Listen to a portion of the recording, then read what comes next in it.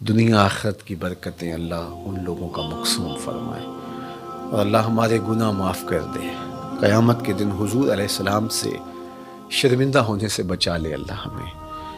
حقیقت میں ہم اگر دیکھیں اپنے آپ کو تو ہم کچھ بھی نہیں کرتے، اور مجھے وہاں کھڑے ہو کر کے کتنا عجیب لگتا تھا کہ امت سسک رہی ہے، یتیم تڑپ رہے ہیں، بیواؤں کی سسکیاں اور ان کی آہیں ان کے اندر ہی جذب ہو رہی ہیں، حوصلے کے ساتھ کھڑی ہیں کہ یہ وقت کاٹنا ہے۔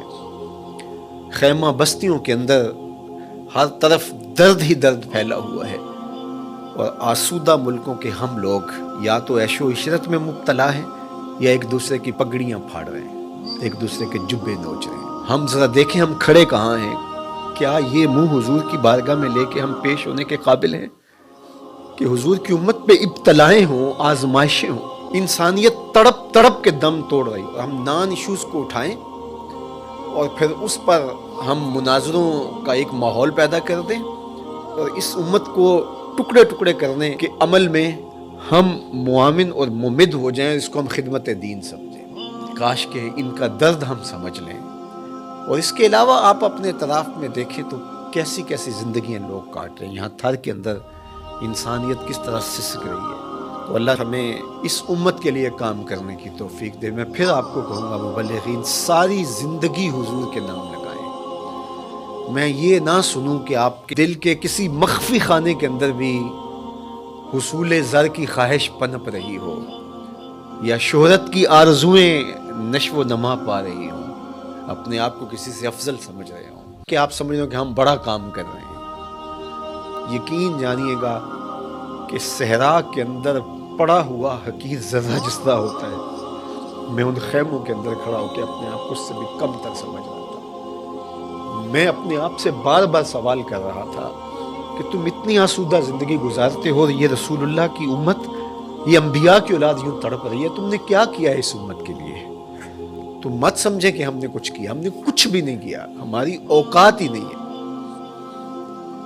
اگر ہم دیکھیں کہ کس حالت میں حضور کی امت ہے اس وقت، تو اس لیے اپنے آپ کو فنا کر دیں، اپنے آپ کو بالکل نہ سمجھیں کہ ہم کچھ ہیں، اور اپنے اندر کوئی خواہش نہ پلنے دیں۔ یہ سب کچھ دیکھنے کے باوجود کیا ہم ایک آسودہ اور اچھی زندگی کی آرزو کر سکتے ہیں جبکہ حضور کی امت یوں تڑپ رہی ہو؟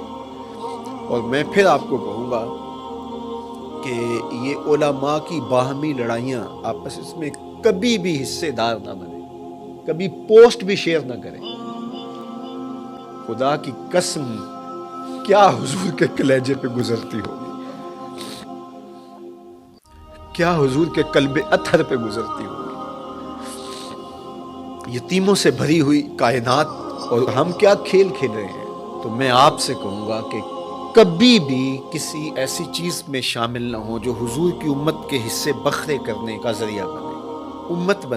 امت بننے کی کوشش کریں، اور حضور کی امت سے پیار کریں۔ جو بھٹک گئے ہیں ان کو راہ راست پہ لانے کی کوشش کریں۔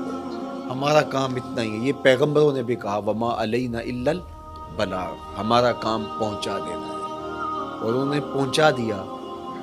دل میں اثر پیدا ہو، کوئی مان لے، تو یہ اللہ تعالیٰ کی طرف سے توفیق ہوتی ہے۔ یہ مشت خاکام آ جائیں حضور کی امت کے لیے، کل حضور علیہ السلام کی بارگاہ میں پہنچے تو شرمندگی سے بچ جائیں، نہ یہ کہ ہمارے بدن میں کسی کا حسد پل رہا ہو، کسی کا بغض پل رہا ہو، کسی کی نفرتیں پل رہی ہوں، کہیں لالچ پل رہا ہو، کہیں تکبر جنم لے رہا ہو، کہیں خود نمائی ہو، کہیں تصنع ہو، کہیں بناوٹ ہو، تو ان بتوں کی پرستش ہم کرتے کرتے ساری زندگی گزارنے، اور جب آنکھیں بند ہوں پھر پتہ چلے کہ سب کچھ برباد کر آئے، پلے کچھ بھی نہیں تھا۔ تو آئیے میں بھی عزم کرتا ہوں، آپ بھی عزم کریں کہ ساری زندگی حضور کے نام پہ گزاریں، ساری زندگی حضور علیہ السلام کی امت کے لیے، حضور علیہ السلام کے لائے ہوئے نظام کے لیے بسر کریں گے۔